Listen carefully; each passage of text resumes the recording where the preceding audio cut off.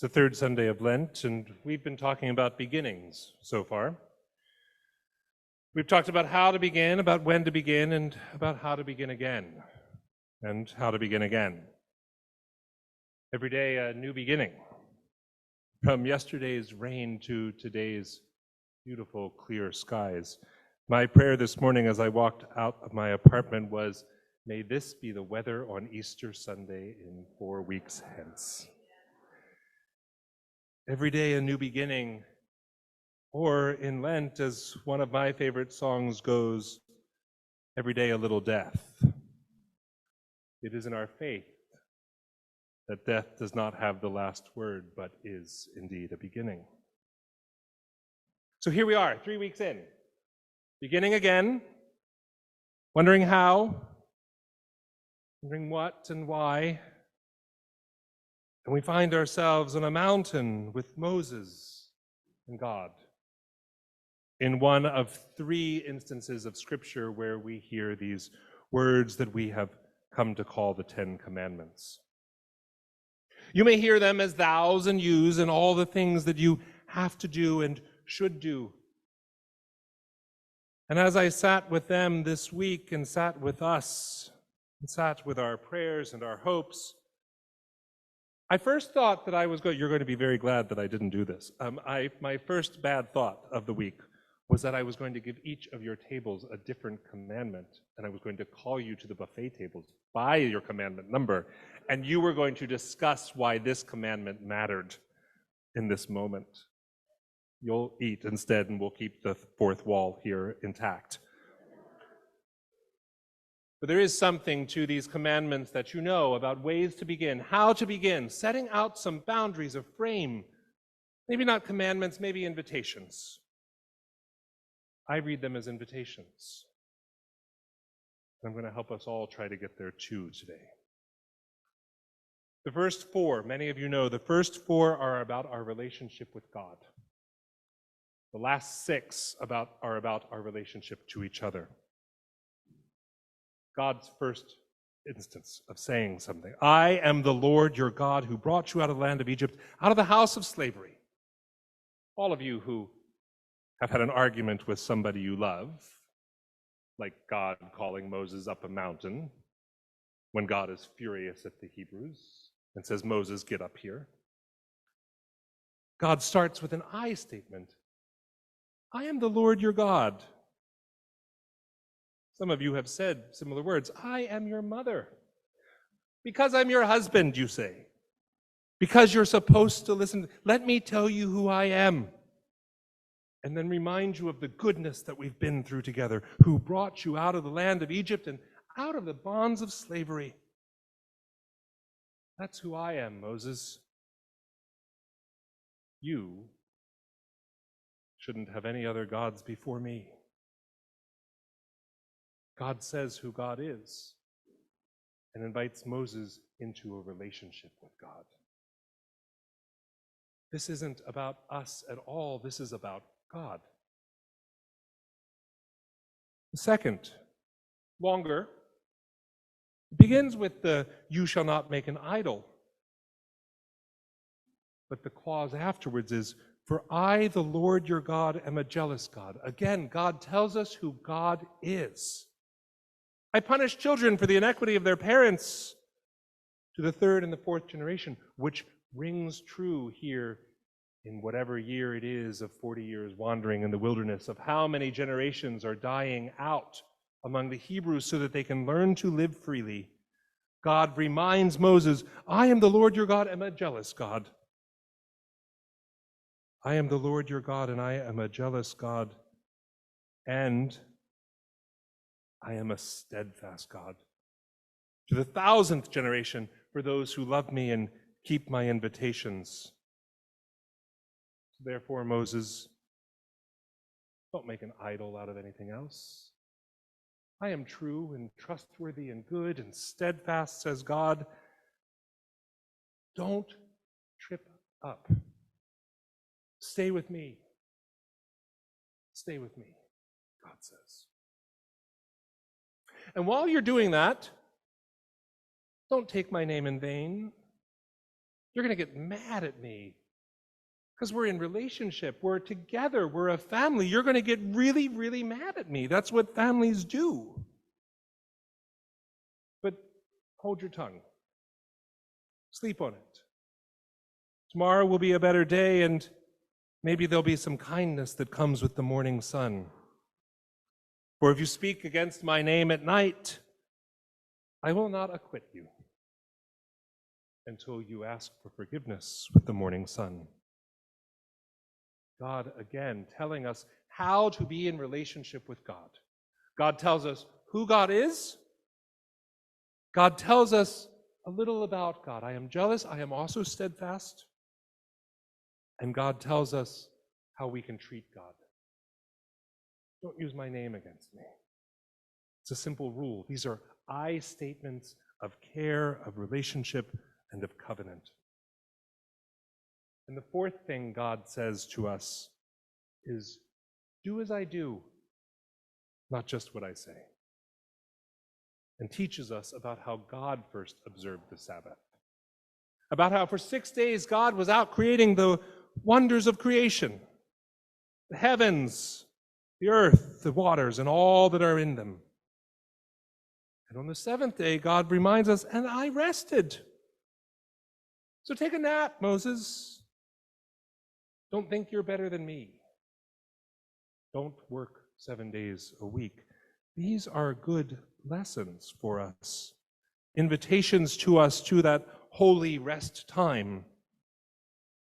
It sounds a lot like the second invitation about idolatry, about thinking that we are better than God. Well, we can work 7 days a week. We can have our email on our phone all the time. We can always have another meeting. We. No, God says, do as I do and keep it holy.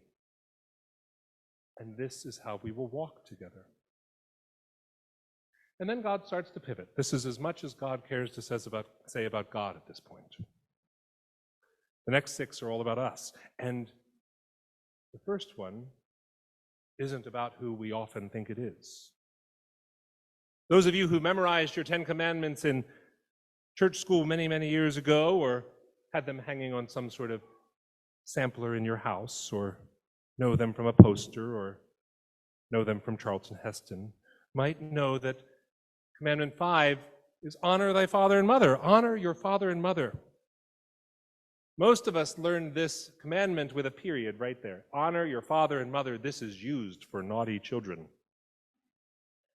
This isn't what God says. Turns out there's a comma that God puts where humans put a period. So often are the ways. What God says is honor your father and mother, breath, so that your days may be long in the land that I am giving you.